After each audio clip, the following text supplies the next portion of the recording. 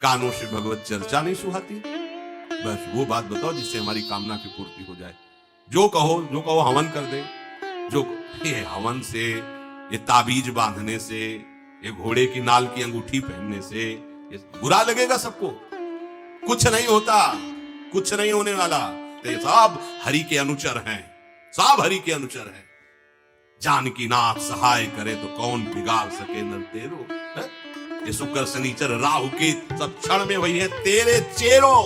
जानकी नाथ सहाय करे कौन बिगाड़ सके। महाप्रभु हरिवंश जो पे कृष्ण चरण मन अर्पित तो करी है का नवग्रह रंग। ये बेचारे नवग्रह भिखारी क्या तुम्हारा कर सकते हैं।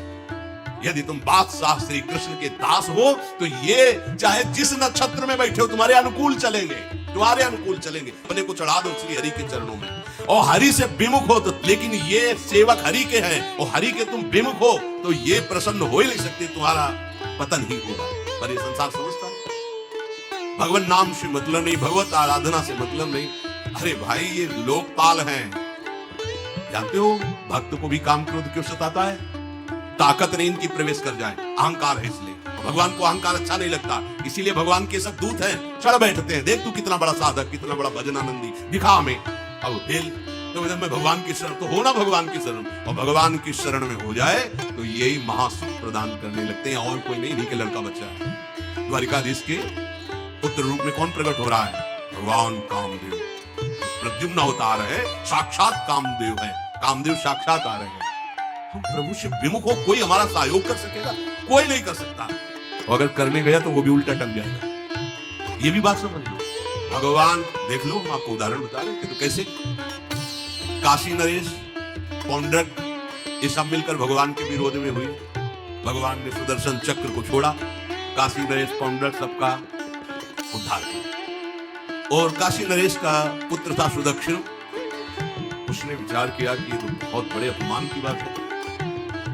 भगवान शंकर की नगरी में रहता काशी, महामृत्युंजय है, काल के भी महाकाल है। पंडितों से कहा ऐसा उपाय है द्वारिका को भस्म कर दे। बोले है भगवान शिव के ऐसे ऐसे मंत्र हैं, विनाशकारी भी तो है ना, वो बहुत सुंदर भी है। कर्पूर गौरम करुणावतार संसार सार, करुणा के स्वरूप है। आशुतोष नाम है। एक चुल्लू जल ऐसा कोई देवता नहीं मिलेगा जो संसार में कोई देवता नहीं खाता, वो इन पे चढ़ाए जाते हैं। अकौड़े का फूल, धतूर का फल, ये कोई पता है। इतने से वो प्रसन्न, इसीलिए वो आशुतोष रीझ जाए तो पूरा नगर का नगर सोने का ऐसे दे दिया, लंका उन्हीं दे दी। और अगर दृष्टि बदल जाए तो हनुमान जी बनकर पूछ में आग लगा उसी लंका को नाश कर। बड़े विचित्र है। हाँ है भगवान शंकर विनाशकारी, द्वारिका को भस्म कर सकते हैं। आराधना की सुदक्षिण ने बड़े बड़े विद्वान बुलाए। काशी तो विद्वानों की नगरी, और ब्राह्मणों की विद्वता तभी सार्थक है जब प्रभु में उसका समापन हो। विद्या कौन? जो भगवान से मिला। अविद्या कौन? जो अहंकार माया में लगा दे। उन विद्वानों की ये समझ में नहीं आया कि किसके विरोध में मुझे अनुष्ठान में बैठाना है। बैठ गए, अनुष्ठान शुरू किया। मंत्रों में ताकत तो है ही। भयंकर कृत्या प्रकट हुई, विश्व का विनाश करने की सामर्थ्य रखने वाली। मंत्रों के द्वारा उसे प्रेरित किया, जाओ द्वारिकापुरी को ही भस्म कर दो। और ये पता नहीं था कि द्वारिकापुरी ब्रह्मा की बनाई हुई नहीं है। सारी की सारी शक्तियां ब्रह्मा की बनाई हुई चीज पर बिगाड़ सकती हैं, लेकिन चिदानंद धाम में इनका तो प्रवेश नहीं। अब दूर से द्वारिका में दिखाई दिया, भयंकर ज्वाला में कृत्य आ रही। लोग भागकर भगवान के पास गए। प्रभु कोई भयानक मंत्र से आविष्ट होकर कृत्य आ रही जो नष्ट करना चाहती द्वारिका। तो घबराने की जरूरत नहीं, ना बताने की जरूरत। द्वारिका हर समय सुदर्शन से सुरक्षित है। और सुदर्शन कोई जड़ चक्र नहीं है, वो चैतन्य भगवत पार्षद है। जब जहां जैसा अवसर आता है वैसा वो रूप रख लेते हैं। एक को मारना है तो 100 अरे वाले, हजारों को मारना है तो 1000 अरे वाले, अगर पूरा सिस्टम विनाश करना है तो अनंत अरे वाले सुदर्शन चक्र हो जाते हैं। और जब सेवा ये नहीं होती तो हाथ जोड़े भगवान के पास खड़े रहते हैं। ये कोई जड़ वस्तु नहीं कि तलवार है भगवान की तो तलवारें बनी खड़ी रहेगी, नहीं, पार्षद स्वरूप है। आवश्यकता हुई वही कौमुदी की गदा सुदर्शन, ये सब दिव्य है। पांचजन्य शंकर सुदर्शन चक्र सेवा में थे। भगवान ने आदेश किया, देखो क्या है। सुदर्शन चक्र ने दौड़ाया कृत्या को, वहीं चल जहां से आई थी। वहीं ले गए जहां पंडित लोग सब सावधान, मंत्र से अपने को सुरक्षित किए। ये बड़े खतरनाक अनुष्ठान होते हैं, जो मारण अनुष्ठान होते हैं, बहुत खतरनाक होते हैं। मतलब अगर सही माने में वो भगवत आराधक नहीं है तो फिर नष्ट भी कर देंगे, ऐसा नहीं। एक प्रसंग आता है कि एक शालिग्राम भगवान को नचा करके पैसे लेते थे। बहुत से लोग इकट्ठा हो गए थे, चमत्कार को देखने वाले संसारिक जन होते हैं, तो ऐसे शालिग्राम रखते, ऐसे करते, शालिग्राम ऐसे ऊपर ऐसे ऐसे नचाते, लोग अरे देखो भगवान इनके इशारे सुनाते। एक भक्त तो उसी नगर में एकांत में भजन करते थे, बड़े कई शिष्य उनके थे, भिक्षा मांगने हो गए। उन्होंने देखा आके गुरुजी से, उनका ऐसा भक्त कभी कर ही नहीं। भगवान का भक्त अपने भगवान को प्रदर्शन नहीं बनाता, ये तो कोई तांत्रिक है, भक्त नहीं। भक्ति की अलग संज्ञा होती है, ये कोई तंत्र सिद्ध आदमी है जो भक्ति का नाटक करके लोगों को ठग रहा है। बोले महाराज फिर आपको चलना चाहिए, क्योंकि हजारों लोग उससे प्रभावित हो रहे। बोले हम गए तो उसका सब बंद हो जाएगा, ये दुकान मकान। बोले चलो ना महाराज, बड़ा ऐश्वर्य जमा हो रहा था, लोग भेंट रहा। वो गए, बस अंदर से नाम जप करते हुए जो खड़े हुए, तो कुछ नहीं, कोई भी उसका मंत्र। वो आसपास दृष्टि डाला, कौन आया नया, उसी में देखे फटे पुराने कपड़े पहने, तेज से चमकते हुए भक्त। तो उनका तुम चले जाओ यहाँ से।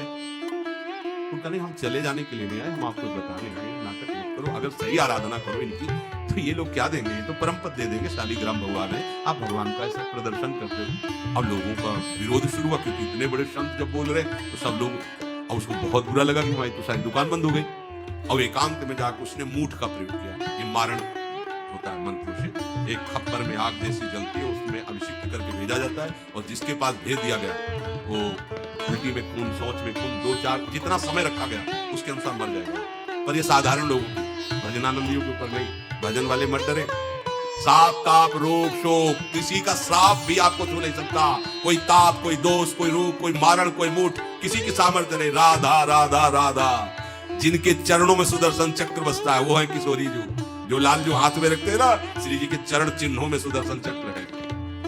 वो मूठ गई महात्मा की कुटिया के सामने, बस जैसे मक्खियां भिनभिनाती ऐसी आवाज आई, बस वैसे नाच रही थी।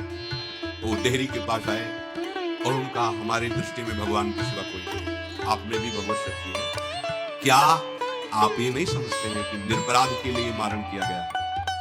हमारे में सामर्थ्य है, हम आपको अभी नष्ट कर सकते हैं। भगवान की आप जाओ और उनको दंड दो। कोई मंत्र नहीं पढ़े थे, मूठ वापस हुई और मुंह से खून, शौच से उन्हीं के त्राहि माम मच गया। फिर उनको लगा कि मुझे जाना चाहिए, उसकी रक्षा की गए, भगवान नाम स्पर्श करते हुए से माथे पर सब शांत। बोले अब अवसर हम दे रहे, अब नाम जप कर लो, नाटक बने। उस चरणों में गिरा, उसी दिन शिष्य बन गया। तो सुदर्शन चक्र ने कृत्या को नष्ट नहीं किया, वहां द्वारिका में दौड़ाया। जब काशी पहुंची, काशी भगवान विश्वनाथ जी के त्रिशूल में बसी हुई है और शिव की दृष्टि से सुरक्षित है। जो वहां श्रद्धा पूर्वक वास करे उसका मोक्ष अनिवार्य है, तारक मंत्र लेकर शिव करते। पर उस कृत्या को सुदर्शन ने नष्ट किया और जितने ब्राह्मण थे सब करा दिया और पूरी काशी में आग लगा दी। विश्वनाथ जी मुस्कुराए, नाराज नहीं, क्योंकि विश्वनाथ जी ने कह दिया था यदि ब्राह्मण विरोधी कोई है तो हमारा ये मारण काम कर जाएगा। उनको ये समझ में नहीं आया कि नमो ब्रह्मण्य देवाय भगवान का नाम है, वो जानते थे। तो कोई भी भगवत विरोध भाव लेकर के किसी भी देवता की आराधना करके कुछ नहीं होने वाला। किसी भी देवता, एक तांत्रिक बहुत वो संतों को परेशान करता था, धर्म सम्राट स्वामी श्री करपात्री जी महाराज, बहुत पुरानी बात नहीं है। उन्होंने संतों ने आगे बताया कि बहुत अपमान कर देता है। उनका ठीक गए, हाँ भाई शुरू हो जाओ तुम, जितना तुम्हारे पास तंत्र है हम एक भी मंत्र नहीं बोलेंगे, दंड लिए हुए हम एक भी मंत्र नहीं बोलेंगे, हम केवल खड़े, तुम प्रयोग करो। वो जो उसके तंत्र के प्रयोग, नारायण नारायण नारायण कुछ बोले, अब हम प्रयोग करें। तो उठा, साष्टांग दंडवत हुआ, बोले आप धर्म सम्राट करपात्री हैं क्या? क्योंकि इतनी सामर्थ्य क्यों नहीं में है जो मुझे रोक सके। बोले बंद कर दो, दोबारा शिकायत नहीं आनी चाहिए हमारे पास। तंत्रों में बड़ी सामर्थ्य होती है, लेकिन भगवान में अनंत सामर्थ्य, अनंत सामर्थ्य होती है। इसलिए हमें कभी भी प्रभु से विमुख होकर कोई भी देवता बचा लेगा ऐसा सोचना भी नहीं कि हम किसी की आराधना करके, ऐसा नहीं, वही आपको नष्ट कर देगा। भरत जी को, जड़ भरत जी को पकड़ लिए जो चोर लोग थे, दस्यु लोग, उन्होंने देवी जी को कहा, बड़ा भ्रम है यार, वो जगत माता है, अम्मा है सारे जगत, बकरे की बलि दे लेते, उनका बच्चा बकरा नहीं हुआ क्या? जब जगन माता है, जगदम्बा है, जगद अम्बा है वो, तो क्या ये छोटे छोटे जीवों को जो बलि देते हैं, क्या उनको ये पता नहीं कि ये उनकी अम्मा है? उनके सामने काट रहे हो, माँ तुमसे प्रसन्न होगी, काट लो, अभी अवसर आएगा तब तुम्हें पता चलेगा। अब वो जो पकड़ के लाया गया था मनुष्य बलि के लिए, तो वो दस्युराज, बाजार से लगी थी, उत्सव मनाया गया, उसे कहा गया था जो मनावे सो खाओ, तो जहां जाता अच्छे अच्छे पदार्थ खाता। दुकान वाले ने खा ले, थोड़ी देर बाद गड़ासा चलेगा। तो बोले क्यों? बोले तुम्हें पता नहीं क्या? बोले नहीं। बोले बलि के लिए लाए गए हो। अब तो जलेबी मुंह की मुंह में रह गई। इसके बाद गड़ासा चले, आसपास देखा तो रक्षक इधर उधर थे, भाग लिया। अब रक्षकों ने देखा कि है ही नहीं, अब उनको बड़ा भय लगा। अब वहां कोई फोटो थोड़ी खींची गई थी कि बलि किसकी चढ़ानी है। और वो भागे, महाराज जी बैठे थे पद्मासन में, जड़ भरत जी ब्रह्माकार वृत्ति, इन्हीं को पकड़ ले गए। बढ़िया तगड़ा तंदुरुस्त है। दस्युराज ने कहा बलि जो बुलाया गया, हाँ देख के प्रसन्न, जो मैं ब्रह्माकार वृत्ति, बोले स्नान करवाओ। सालों से स्नान नहीं हुआ तो उत्तर लगा कि स्नान कराएंगे। खीर पुआ रबड़ी रसगुल्ला सामने भोग लगाओ, दबा के खूब खीर पुआ। वो तो भगवान के प्रेमी भक्त है, ब्रह्माकार रूप है, अपने स्वरूप में स्थित है। इसके बाद तिलक लगाया, बोले गर्दन झुका। भरत जी अंदर से खीर खाया ना, गर्दन भी झुका, गर्दन भी कटा। भक्त की गर्दन यदि श्रद्धा से झुके तो ठीक, अगर जबरदस्ती से झुका दिया तो तुम झुकाने लायक नहीं रह जाओगे, भी ध्यान रखना। क्योंकि ये गर्दन अब गर्दन नहीं, ये किसी और की शान बन चुकी है। भक्त की गर्दन किसी की शान है, और वो उनकी शान है जो सबकी जान है। देवी जी की मूर्ति में आग लग गई, दाह शक्ति पैदा हो गई। जो ही जड़ भरत जी का शरीर ऐसे किया, फाड़ करके मूर्ति भद्रकाली प्रकट हो गई, और जो गड़ासा काटने उसी को उठाया, काट काट के उन्हें दस्युराज से लेकर समस्त सांप को काट करके खून की होली खेल दी। भरत जी ने देखा जब कोई काटने वाला नहीं है, तो बोले ठीक है चलो पचाने के लिए टहल गए, खीर पुआ खाया, चल दिए, कोई रोक। देवी जी से एक बार भी लिखा कि माँ बड़ी कृपा कर रहे, जो भगवान का भक्त है वो दूसरे की कृपा भी नहीं मना सकता है। एक बार भी मुड़कर ऐसा प्रसंग नहीं आया कि देवी जी कर दे बड़ी रक्षा के, कुछ नहीं। प्राण जाने पर कोई भय नहीं, रक्षा होने पर किसी की स्तुति नहीं, अपने मंगल विधान। हरि आश्रय, सत्संग हरि आश्रय देता, बहुत बड़ा मान। एक दिन आपसे कह रहे थे कि जब आपने देखा नहीं उनको, उनसे बात नहीं हुई, तो आप उनके जनों से बात सुनकर उनकी तरफ चल पड़े, इस बात से हरि आपके ऋणी हो जाते हैं, भगवान इसी बात से ऋणी हो जाते हैं। बस ये बात आप हृदय में बैठा लीजिए। जैसे लोग प्रश्न करते हैं ना कि हमने भगवान को देखा नहीं, भगवान को हम कैसे, किसी की बात तो मान लो ना। आप मान लो, वो तो आपके अंदर भी बैठे हुए हैं, वो आपको इतना प्यार देने लगेंगे, जहां कोई सहायक नहीं होगा वहां हरि आपको दिखाई देंगे। देख लेना, बिगड़ी ऐसे क्षण में बन जाती है, ऐसा लगता है गला कटा तो वो तलवार गले तक आएगी, हार बनकर सुगंधित फूल बन जाएगी, पर गले तक आने आने तक तुम्हारी निष्ठा देखी जाएगी। नहीं नहीं, बस मेरे हरि का यही विधान, वो आते आते हार बन जाएगी, वो तलवार तुम्हारा गला नहीं काट पाएगी, क्योंकि गले में हरि नाम चल रहा है। मान लो भाई, महालक्ष्मी चरण चापती रहती, क्या चाहिए तुम्हें, क्या चाहिए? आप सच्चे क्या मतलब, कितनी मलिनता छा गई। हम इसको मार देंगे तो 2 लाख रुपए मिल जाएंगे, ये कर देंगे तो, अरे भैया अगर तू हरि नाम जपेगा तो इसकी कीमत नहीं है, कीमत नहीं, अमूल्य वस्तु है। इसके ब्याज में तू कुबेर बन सकता है, मूल तो कभी खत्म होता ही नहीं है। ब्याज में तू ब्रह्मा बन सकता है, बनना तो चाहे। भक्तजन तो कहते हैं नहीं चाहिए मुझे ब्रह्मा का पद, परमेष्ठी पद, नहीं चाहिए सम्राट पद, नहीं चाहिए योग की सिद्धियां, मुझे प्रभु आपकी दास्ता चाहिए। ये बात कितना महासुख होगा उस भक्त को जो इन बातों को कह रहा है, नहीं चाहिए मुझे मोक्ष सुख नहीं चाहिए। वो ऐसे थोड़ी कह रहा है, श्रद्धा से नहीं कह रहा, अनुभूति से कह रहा है, मुझे नहीं चाहिए ये सब, इनमें वो सुख नहीं है जो आपके चरणों के समीप रहने में सुख है। नहीं सत्संग भजन नहीं हरि को, श्रवण न राम कथा अनुरागी, सुत बित दार भवन ममता निसि सोवत अति न कबहु मत जागी। अरे तेरी बुद्धि सो रही है, जगा दे। पुत्र में, रुपया में, स्त्री में, मकान में, इसमें सबकी ममता होती है, सबकी, जितने सृष्टि में पैदा हुए, केवल सत्संगी की नहीं होती। जो असली सत्संगी है उसकी ममता प्रभु के चरणों में होती है, क्योंकि वो जानता है सब रूपों में प्रभु ही है। ये सब पसारा प्रभु का ही है, इसलिए ममता उसकी प्रभु के चरण। एक अहमता ममता ये जग में है दुख जाई, ये जब श्री जी की ओर लगे तो होत परम सुख। जाग बिना जागे दुख दूर नहीं हो सकता। जैसे स्वप्न में हम देख रहे हैं कि समुद्र में डूब रहे हैं, अब जागृत में आसपास सैकड़ों नाव लगा दें तो बच जाएगा क्या वो? क्योंकि वो तो सो रहा है, वो स्वप्न में देख रहा है। अब हम नाना प्रकार के तैराकों को बाहर तैनात रखें तो उसको कोई सुख मिलेगा क्या? क्योंकि स्वप्न में उसको अगर सुखी करना है तो एक उपाय जगा दो तो ना समुद्र रह गया ना डूबना रह गया। ऐसे ही संसार में मोह से ऐसे ग्रसित जीव है, भाई इतना ही सुखचार है और उसी स्वप्न में वो दुख से निवृत्त होना चाहते हैं। अब हम बाहर से उनकी कामनाओं की पूर्ति करने वाली बात करें तो क्या वो सुखी हो जाएंगे क्या? इसीलिए कोई साधु जो भगवत मार्ग का प्रतीक है वो कभी सपोर्ट नहीं करेगा जाओ ऐसा।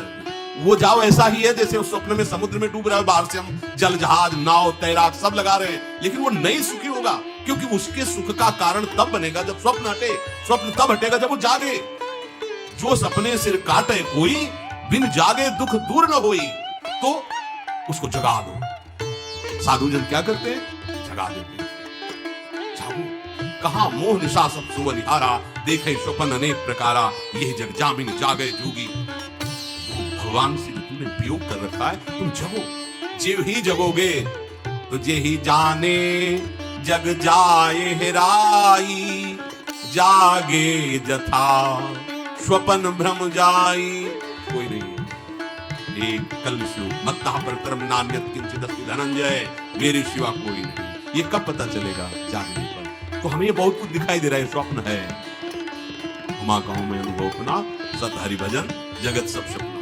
तो बोले तुलसीदास हरि नाम सुधा तजी, सठ हठ पियत विषय विष मांगी। अगर कहीं संतों के पास भी गए तो क्या मांग रहे हैं? हठ करके विषय विष मांग रहे हैं। वो आत्मदेव नाम के ब्राह्मण थे, सब कुछ समृद्धि थी, संतान थी नहीं, बड़े दुखी गृहस्थी में। हमारा कुल चलाने वाला होना चाहिए, बड़ा भ्रम बैठा हो। हमारा कुल चलाने वाला नहीं, सब बेकार, जीवन ही बेकार हो गया। बिना गुरु के यदि शास्त्र पढ़ोगे ना तो भ्रमित हो जाओगे। स्पष्ट लिखा, पुत नाम के नरक की उसको प्राप्ति होती जिसके संतान नहीं होती। अब तो गृहस्थ में बेचारा पड़े परेशान। उन्होंने सोचा इससे अच्छा है आत्महत्या कर लें। बहुत संतों के पास जाकर के यज्ञ करके सब अपनी कामनाओं की पूर्ति चाहते, दान पुण्य दे करके। उसने भी जितना उपाय हुआ किया, नहीं हुई संतान। मरने के लिए जंगल में उधर से एक सन्यासी भी आ रहे थे। देखा साधु तो ब्राह्मण तो थे, उठ प्रणाम किया। देखा उनको उदास क्यों? उनका महाराज उदास ही नहीं, मैं तो आत्महत्या करने आया हूँ यहाँ जंगल में। ये तो महापाप है, आत्महत्या तो बड़ी दुर्गति का कारण है। बोले महाराज अगर आप बचाना चाहते हो तो आप कृपा करो। क्या क्या चाहते हो? बोले हमारे पास सब कुछ है, बेटा नहीं दोगे तो हमारा जीवन बेकार। तो उन्होंने अंतर्दृष्टि से देखा और कहा 7 जन्म तक तेरे पुत्र में भाग में कोई नहीं। तो उसने कहा फिर तो अभी मरते, आत्महत्या करते। 7 जन्म के बाद 7 दिन नहीं, हमें पुत्र चाहिए। संत का दया। देखो जिनके पास तपस्या और भजन का धन होता है, जब भगवान अधीन है तो कुछ भी कर सकते हैं, कुछ भी कर सकते हैं। प्रारब्ध बेटाना कोई बड़ी बात नहीं। प्रारब्ध जानते कोई देवता थोड़ी है, तुम्हारा पीछे का किया हुआ कर्म है। और इधर चोर का भजन है, भजन के प्रभाव से कर्म को नष्ट करने में देर थोड़ी लगती है। ये तो अच्छे शुभ कर्म करो तो तुम्हारा प्रारब्ध बदल जाएगा। भजन का प्रयोग प्रारब्ध बदलने के लिए थोड़ी है। पर वो ऐसा हट किए तो उनका देखो, हट करने से लाभ नहीं मिलता। उनका हमें उपदेश नहीं, हमें पुत्र चाहिए। अगर आप भगवत प्रेरित होकर यहाँ आए हो तो आप हमें तपस्या के बल से फल की रचना तो जाओ, अपनी पत्नी को ये फल पवा दो और इससे निश्चित पुत्र होगा। बहुत कामनापूर्ण देख लो, प्रभाव देखो कामना। प्रसन्न हुए आए, धुंधुली नाम था उनका, नाम भी बहुत बढ़िया था, धुंधुली। वो कहा कि देखो ये फल खा लो, तुम्हारी संतान हो जाएगी। बहुत मीठी बात बोलती थी, मृदुभाषी, कपट हृदय, अलग अलग क्षेत्र, हृदय कपट और मुख में मीठी बात। बहुत संभल के व्यवहार करना चाहिए। मधुरिया बानी, मीठी मृदुभाषा। नहीं प्रीतम, आप चिंता मत करो, फल ऐसे थोड़ी खाया जाता है। नहा धो के पवित्र होके कौन का ये बात, तो आप अपने काम में देखो, हम पा लेंगे। अब आपको विश्वास है ना, विश्वास है, इसमें क्या विश्वास, आप भी तो चाहते ना पुत्र हो। वो जो गए तो अपनी बहन को बुलाया और कहा सुनो, अभी तो हम 4-5 रोटी कढ़ी चावल सब पा लेते हैं, पूरी खीर हुआ, गर्भ रहेगा तो पेट तो उसी से भरा रहेगा, तो हमारा भोजन रुक जाएगा। हाँ ये तो बात है, जब पेट बढ़ेगा, अगर घर में आग लग गई तो फिर भाग नहीं पाएंगे, तो हम जल जाएंगे। ये निगेटिव सोच वाले लेते। और पंडित जी तो इसी बात में लगे कि गर्भ रह जाए तो क्या करें, तुम्हारा हम खाएंगे तो है नहीं पक्की बात, पर करें तो क्या करें, पंडित जी को कैसे सब का देखो एक बात है, हमारे गर्भ है, हमारे कई लड़के हो चुके हो, गरीबी है ही है हमारे यहाँ, तुम कुछ पैसा दे देना और ये नाटक करना कि मैं गर्भवती हूँ, बच्चा समय होने पर हम पहुंचा देंगे, हम घोषित कर देंगे हमारा बच्चा मर गया।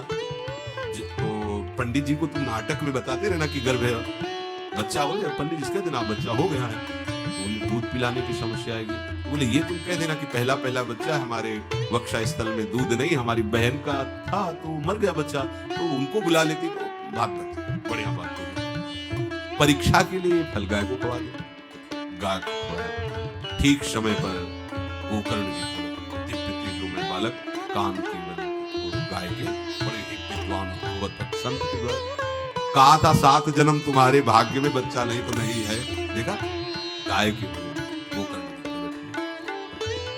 उधर उनके जो बच्चा पैदा हुआ उसे ही नाटक के द्वारा पहुंचा दिया गया, वैसे ही पूरा जैसा पहले पक्का हुआ। अब उसने कहा कि हमारे तो स्तनों में दूध नहीं, हम अपनी बहन को बुला ले, उनका बच्चा मर गया।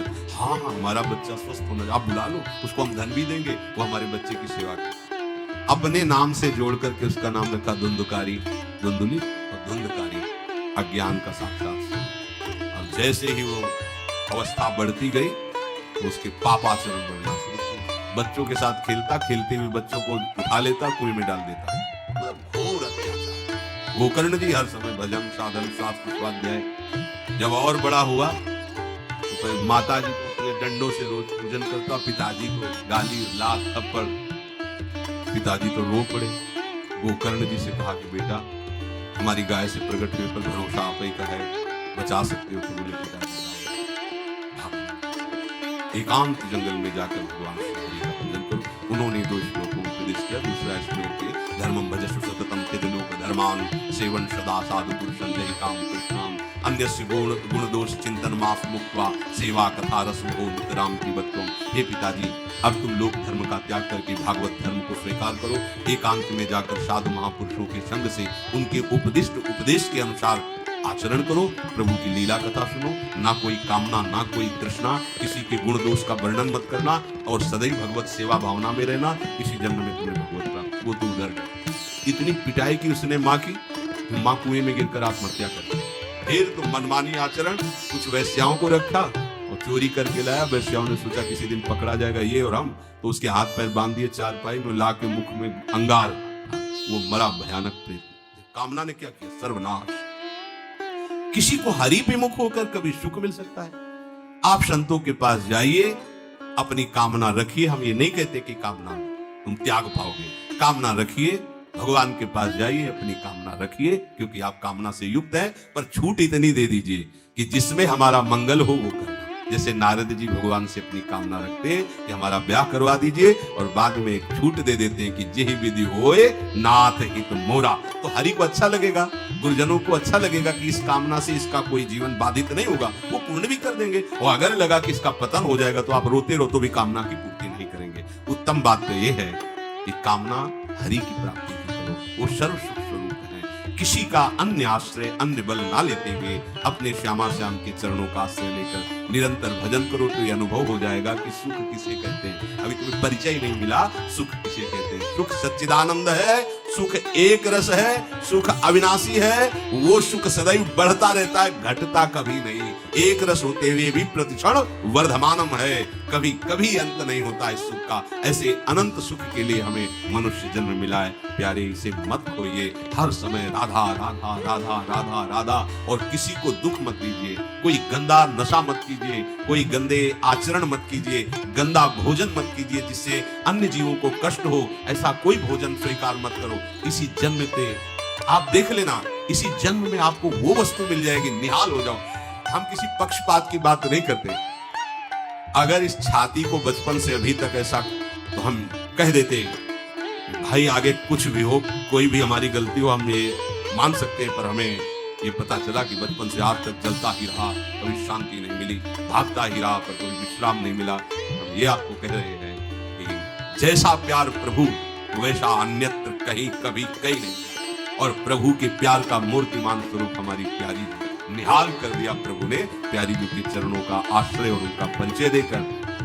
पूछो बस, यहाँ वाणी मौन हो जाती है, प्यारी जी तो प्यारी, हम ही नहीं आप सब महाभाग्यशाली हैं। वृंदावन आए, राधा किशोरी जी के घर में आए और उनकी चर्चा सुन रहे हैं, उनके सिद्धांत सुन रहे हैं, कहीं ना कहीं आपके अंदर उनकी तरफ बढ़ने की इच्छा भी है। ये बहुत बड़ी बात है। बस इस इच्छा को, इस आशा को इतना बढ़ा लो कि कोई इच्छा न रह जाए, कोई आशा न रह जाए, हर समय निरंतर नाम।